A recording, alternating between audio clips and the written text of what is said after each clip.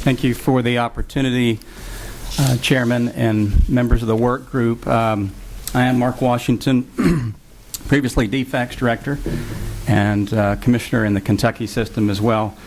Last time we met, we heard from Florida.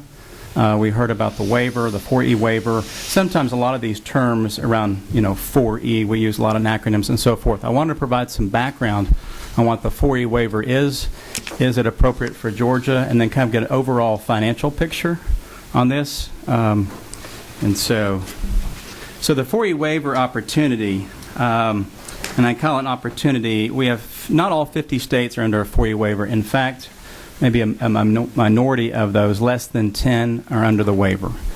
The waivers are more commonplace in the Medicaid system if you want to do something that's outside the rules set forth in the Social Security Act.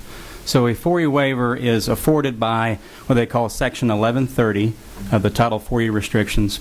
Each state has the potential. There's been open enrollment periods, if you will. There's been times when you could apply for one, other times when you couldn't. There was a moratorium. Most recently, there has been an open opportunity. There are some requirements to it. You must achieve one or all of three things. Let's decrease the length of stay and increase permanency. Let's improve how we care for kids as they transition to adulthood. And how can we better improve the safety response within our system and so forth. Florida is under a 4E waiver. At the point that Florida went under the 4E waiver, they had crested to 30,000 kids in foster care.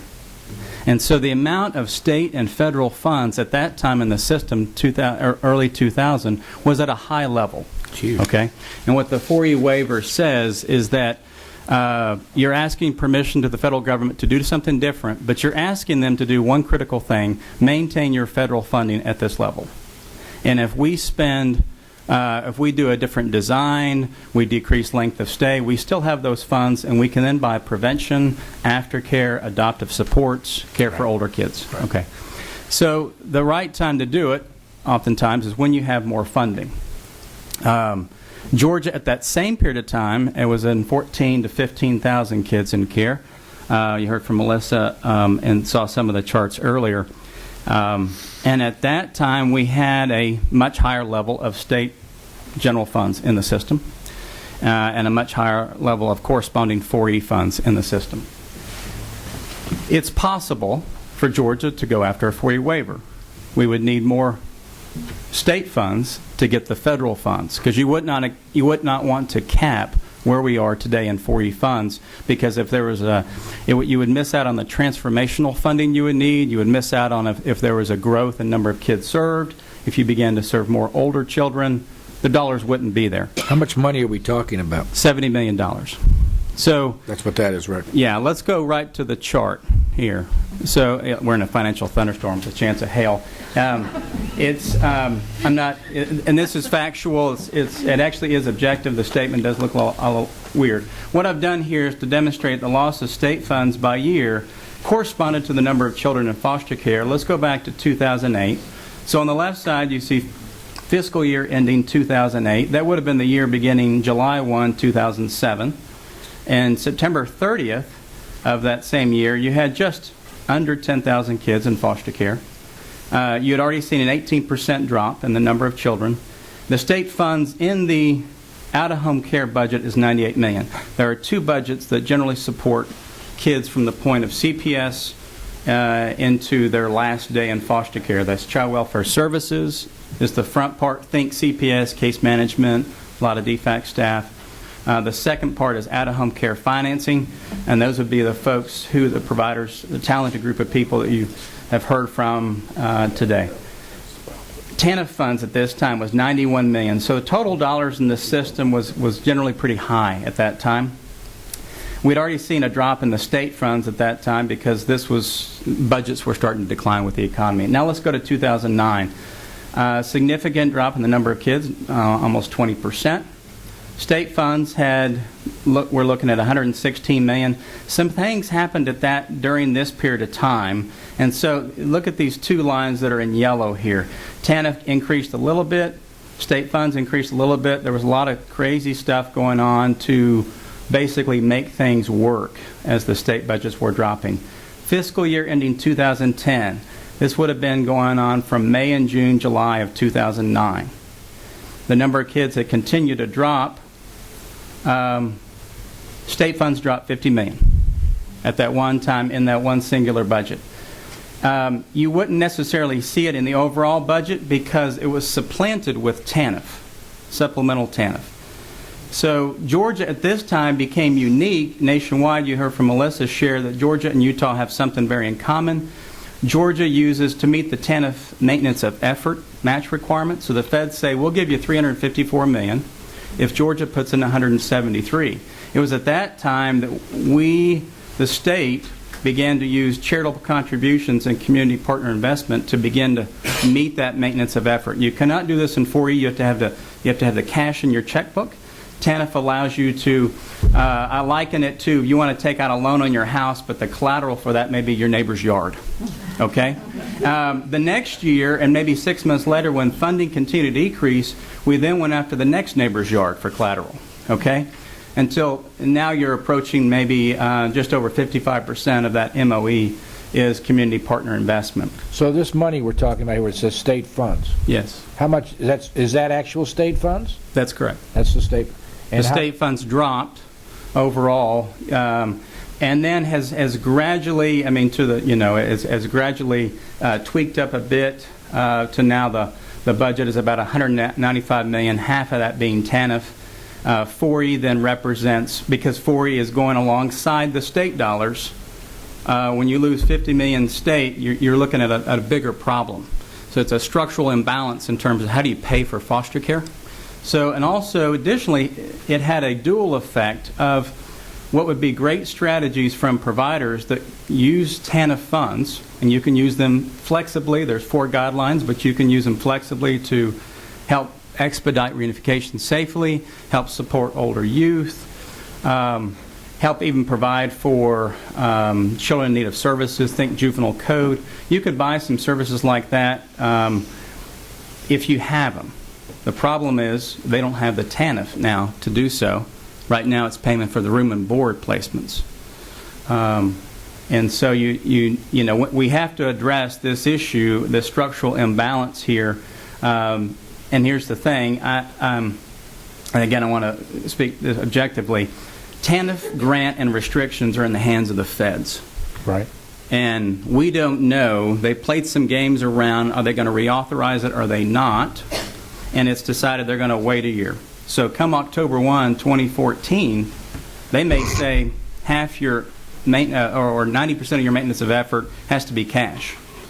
If that happens, boom, we have another problem. And so to leave this, the care of kids and all the activity that goes on, we need to change our checkbooks, so to speak. Let me ask you a question then, once I get this machine working. With what the governor has indicated, he wants to put more money in over the next 3 years into DFACS and so on and so forth. I don't know. I haven't seen the budget number, so I don't know what the implications of that are at this point. But if we put more money into the program, okay, I'm trying to figure out, and I want to know what you think, if we wanted to go for this waiver, when do we go for it? Because I think the eligibility is for next year. We've got to request it, for lack of a better term, in the first quarter, I believe, if my memory serves me right. And if we don't do it then who knows when the opportunity will strike again. So we've got the money situation versus we hope would be preferred outcomes, okay, by utilizing the dollars better. I want to know what you think. When's the timing based on this? The timing of the 4E waiver. To ask for the waiver. Ask for the waiver. Yeah, I'm not certain that, but if you went to the feds and said this money would be in our July 1 budget. 15 budget. And then based off of that, and we'll execute it via law, and then based off of that, would you then lock down your revenues? They won't have seen what their revenues would have been yet. That's never stopped them, but go ahead. That's correct. I love the way they budget, but there is I'm not positive on what the Fed's response would be. I also don't believe to do the right things, you have to have a 4-year waiver. Many states, you heard from Kate Cantrell talk about Tennessee. They've done some very wonderful contracting approaches and have done it within the funds and restrictions you have. You can do the accounting on the back end. For example, in a continuum methodology, you may pay providers a capitated rate throughout, and you may even pay them after the kids go home for a period of time. And you can just do that on the accounting on the back end with a different funding stream, and that can be managed in-house. So you can, when I was in Kentucky, we almost pretended we had one. And we wanted to improve our front-end financing to the tune of 500%. And, we just move the dollars on the back end. Good accountants can do that. But the question would be, if we had the dollars, would the feds approve it? I don't know the answer to that. Okay. Thank you. So you've heard some about, let's say we had the dollars, whether or not, how do we want to buy services? What's the role of government? It's to buy services well. How do we buy the outcomes? How do we get the outcomes we expect? Number one, you have to, the loss funding is a critical issue, right? The kids are in the system, but the state dollars are not, right? You have providers typically raise anywhere from 25 to 35% of the daily cost of care because they're doing innovative things. But I believe the current approach is not a sustainable approach. Again, federal threats. Secondly, if you do experience an increase in the foster care, and we have seen that over the last 2 years, you don't have the state dollars to support it. We've already lost the TANF supplemental grant as well 2 years ago. And so that's already cut into services. Secondly, when we shifted TANF, the state funds came out, we shifted TANF into this out-of-home care budget. At the same time, there was no press announcement, but the front-end prevention services dropped 65%.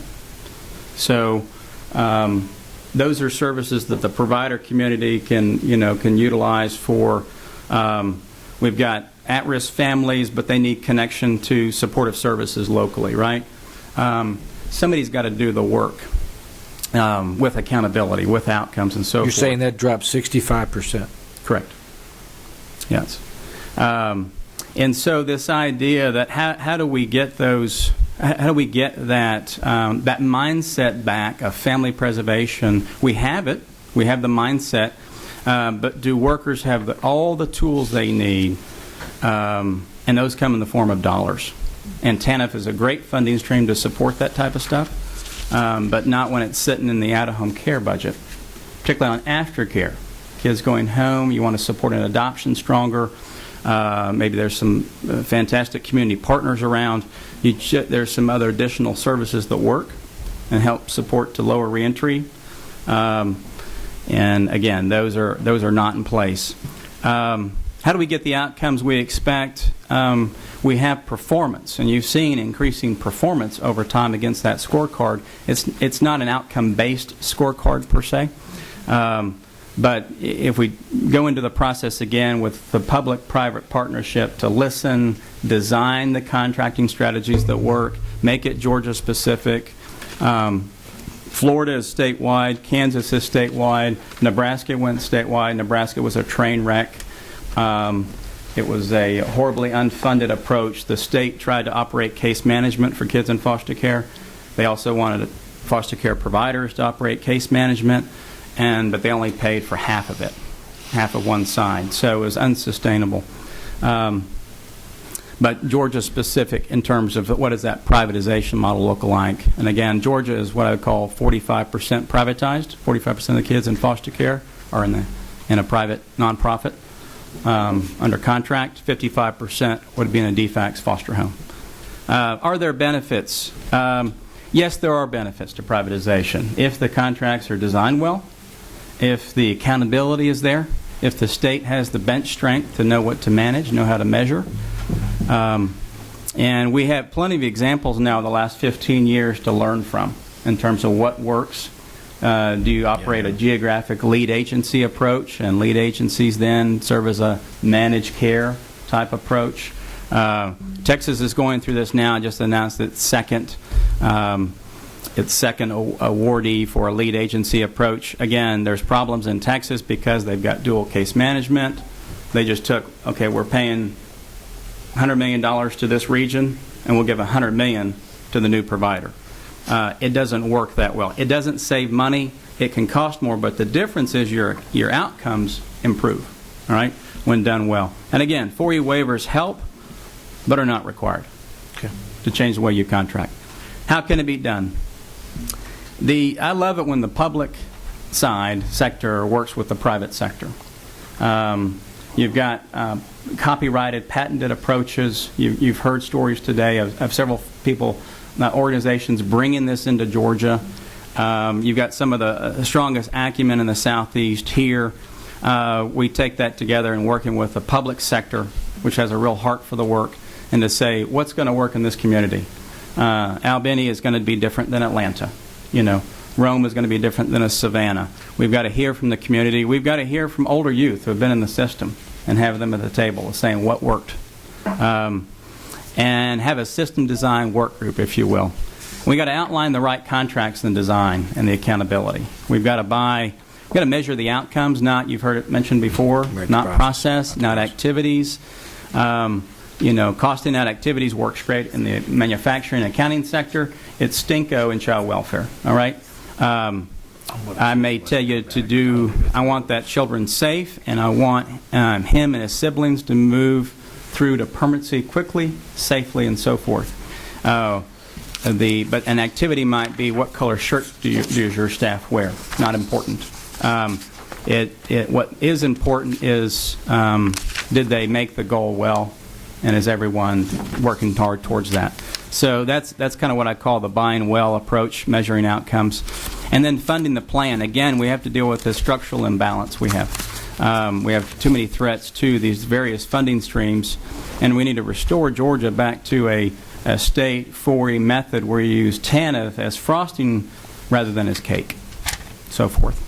And then you take a year to do that, and then you can say we're going to change the way we buy come within a short period of time. And short period of time when you're dealing with this in a state the size of Georgia is really 18 months from what we've seen. Okay. Anybody? Okay, Mark, thank you very much.